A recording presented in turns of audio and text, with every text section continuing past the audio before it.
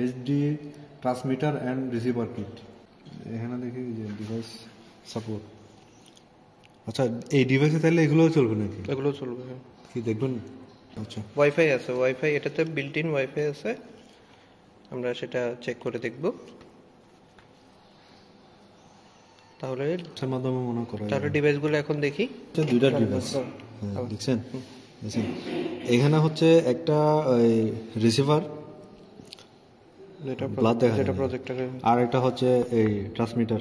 এটা সিপিইউ আর ল্যাপটপে ব্যবহার হবে, আর এটা হচ্ছে প্রজেক্টরে বা কোনো বড় ডিসপ্লেতে ব্যবহার হবে, যেখানে মানে ডিসপ্লে করবো এখানে। আর এটা হচ্ছে ট্রান্সমিটার, যেখান থেকে আপনি ট্রান্সমিট করবেন, ল্যাপটপ হোক বা কম্পিউটার হোক বা মোবাইলেরটা এখনো আসে নাই। তো এখানের মধ্যে আরেকটা জিনিস দেখা, এটা হচ্ছে ইউএসবি টাইপ সি। তো এখানে কোনো কারণে যদি কোনো ল্যাপটপে বা সিপিইউতে যদি দেখা যায় 5 ভোল্ট ডিসি নাই, তখন এটা টাইপ সি কেবল, যে কোনো কেবলের মাধ্যমে পাওয়ার দেওয়া যাবে। এই যে ইউএসবি টাইপ সি দেওয়ার পর এখানে যদিও আপনারা ইয়াতে পাবেন, একটা গাইডলাইন আছে, গাইডলাইনে সব দেওয়া আছে। তারপরে একটু বলি, এখানে হচ্ছে দুইটা ইন্ডিকেটর আছে। ইন্ডিকেটরের ফাংশন সবগুলো এখানে বলা আছে। এই যে এখানে বলা দেখা যায়, বলা আছে এখানে 1 2 3 4 5 6টা অপশন, মানে ব্লিঙ্কিং এর অপশন আছে। Slow flash, fast flash, always on, double flash, triple flash, এগুলো বিভিন্ন কিছু ইন্ডিকেট করে। যেটা মনে রাখতে হবে, এটা হচ্ছে অলওয়েজ অন থাকলে তাইলে দুইটা রিসিভার আর ট্রান্সমিটার হবে কি কানেক্টেড, যদি দুইটা অলওয়েজ অন থাকে। আর যদি বিভিন্ন ধরনের ফ্লাশ করে, যেমন fast flush, slow flush, double flush, এগুলো সবগুলো এখানে লিখাই আছে। ওই যে ল্যাপটপের প্রথমে ল্যাপটপ আর সাথে আমরা আমাদের প্রজেক্টরের সাথে দেখাবো জিনিসটা। এটা হচ্ছে টিএক্স অর্থাৎ ট্রান্সমিটার। এটার সাথে আমরা ইউএসবি টাইপ সি কানেক্টেড করলাম এবং ল্যাপটপের এইচডিএমআই পোর্টে দিয়ে দিলাম, আর কোনো কিছু না। এরপর টাইপ সির ইউএসবি পোর্টটা হচ্ছে আমরা ইউএসবি কোনো একটাতে দিয়ে দিলাম, সমস্যা নাই। এরপর হচ্ছে এখানে হচ্ছে আরএক্স অর্থাৎ রিসিভারটা দিব আমরা প্রজেক্টরে কোনো একটা পোর্টে দিয়ে দিলাম। আর স্বাভাবিকভাবে প্রজেক্টরে একটা ইউএসবি থাকবেই, আর না থাকলে কোনো ব্যবস্থা করতে হবে আর কি, 5 ভোল্টের ডিসি। এখন দেওয়ার পর আমাদের এই যে প্রজেক্টর অন ছিল, প্রজেক্টরে চলে আসছে, আর আমাদের ল্যাপটপও রান আছে। দুইটা মিলে দেখা যাচ্ছে আশা করি কাজ হবে। আমরা কিছুক্ষণ আগেও দেখলাম।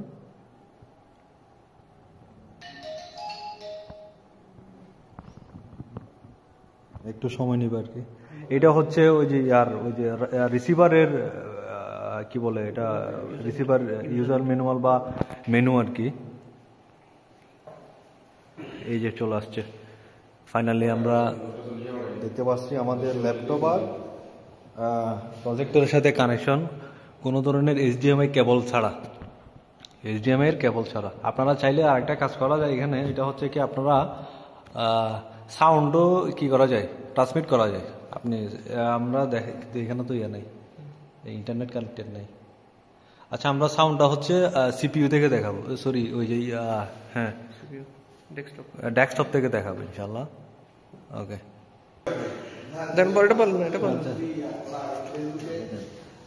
তাহলে ওই ডেস্কটপের ক্ষেত্রে আপনার সিপিইউটা থাকতে হবে আপনার ওই এইচডিএমআই পোর্ট। যদি এইচডিএমআই পোর্ট না থাকে তাহলে আপনাদের আলাদা এইচডিএমআই পোর্ট করতে পারেন, অথবা বাজারে অনেক সময় দেখা যায় আপনার এইচডিএমআই টু ভিজিএ বা ভিজিএ টু এইচডিএমআই, এরকম অনেক কনভার্টার আছে। আমাদেরও আছে, যদিও এখানে যেহেতু আমাদের সিপিইউতে আছে ওই আপনার এইচডিএমআই কেবল আছে, পোর্ট আছে, তো আমরা এইচডিএমআইতে দিলাম, ইম্পোর্ট করলাম রিসিভারটা। এই যে রিসিভার সরি ট্রান্সমিটার ভুল হচ্ছে। রিসিভার সবসময় যেখানে প্রজেক্ট করবে এখানে থাকবে। এই যে হ্যাঁ,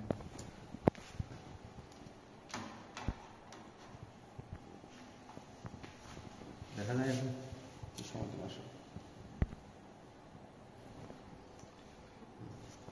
হ্যাঁ। এখন হচ্ছে আমাদের সিপিইউর বা ডেস্কটপের ডিসপ্লে সাউন্ড, আর এখান থেকে আমরা সাউন্ডটা দেখাবো। এখন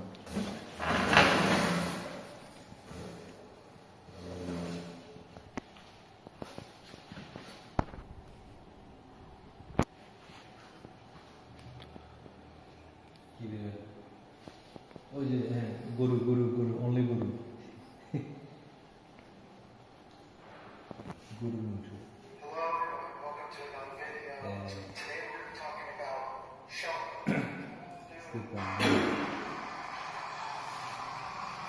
যে এখন আপনার এই যে সাউন্ডে কিন্তু করা যায় একসাথে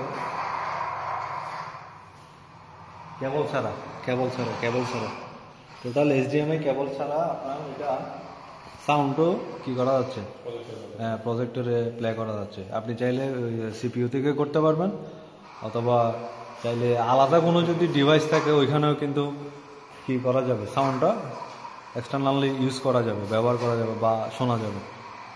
এই হচ্ছে সিস্টেম। ধন্যবাদ।